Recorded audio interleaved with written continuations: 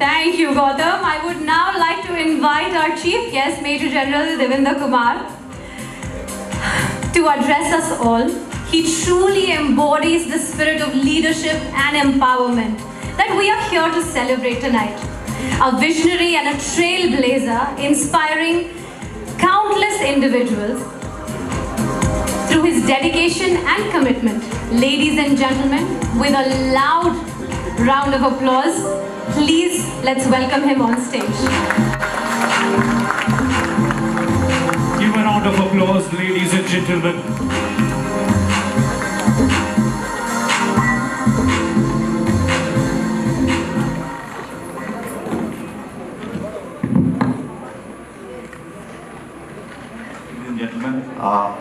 Thank you very much, Sangya and Gautam. Most welcome.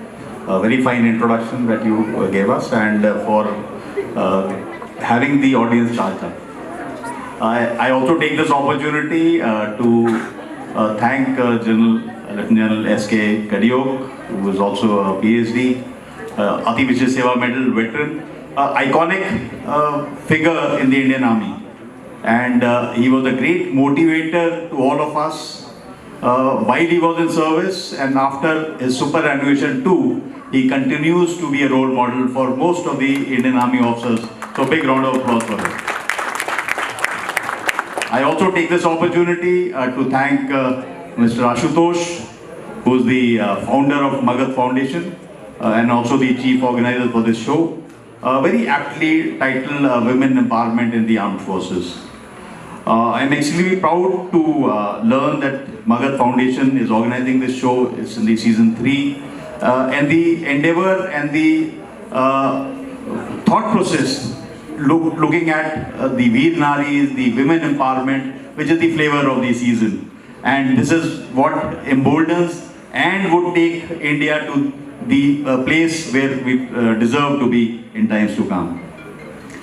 Aligning it with the Kargil, 25th year of the Kargil victory, that itself is a very symbolic activity where our armed forces displayed gallantry and courage to defeat adversary. And I would like to assure the audience that our armed forces are ready to undertake any challenge in times to come.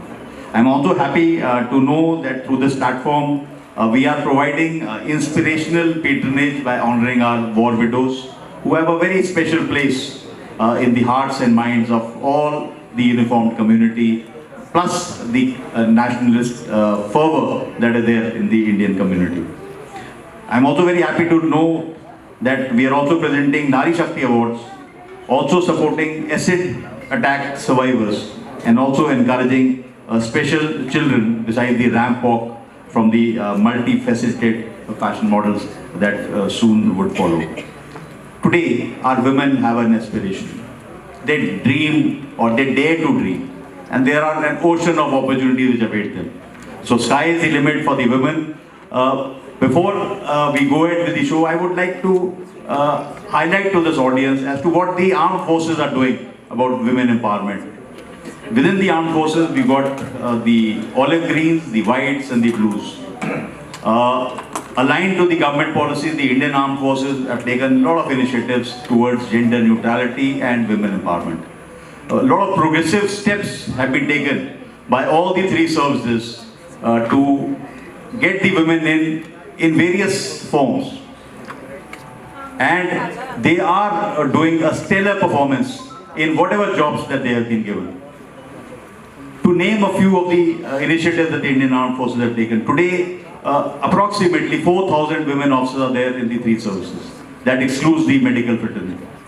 In addition to that, we are also inducting women at the other rank stage as part of the Agnipath scheme, which you would have all heard.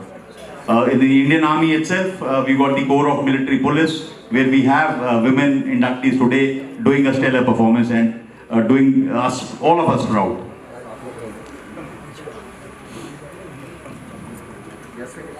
In the armed forces, there is no distinction between the men and the women. The rules, the deployment, the promotion avenues, everything is common.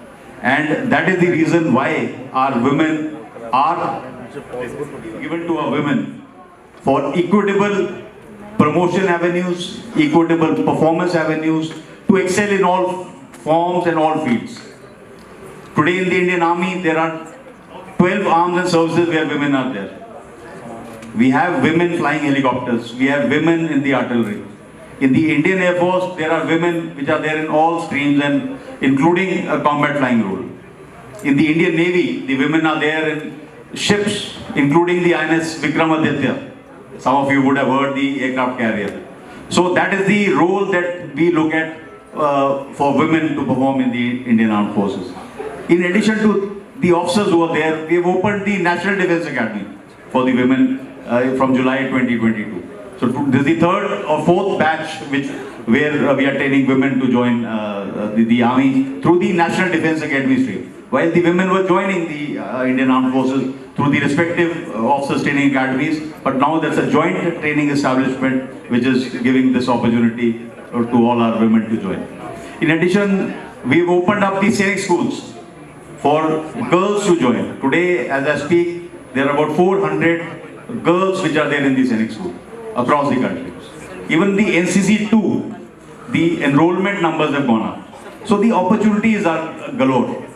While these are some of the major steps that we have taken in the armed forces for women empowerment, there are lots of activities that are going on. Without taking much time, to conclude, I would say that the Indian Armed Forces, aligned to the Government of India's policy, are fully tuned towards women empowerment. Some of the figures that I mentioned to you just a moment back signify and support what I say. Women and for Magad organization for organizing such an event today, showcasing the various aspects of fashion, through fashion, honoring our war widows, also looking at the special children. I, on behalf of my wife and also on behalf of Admiral Hara and Mrs. Hara, we wish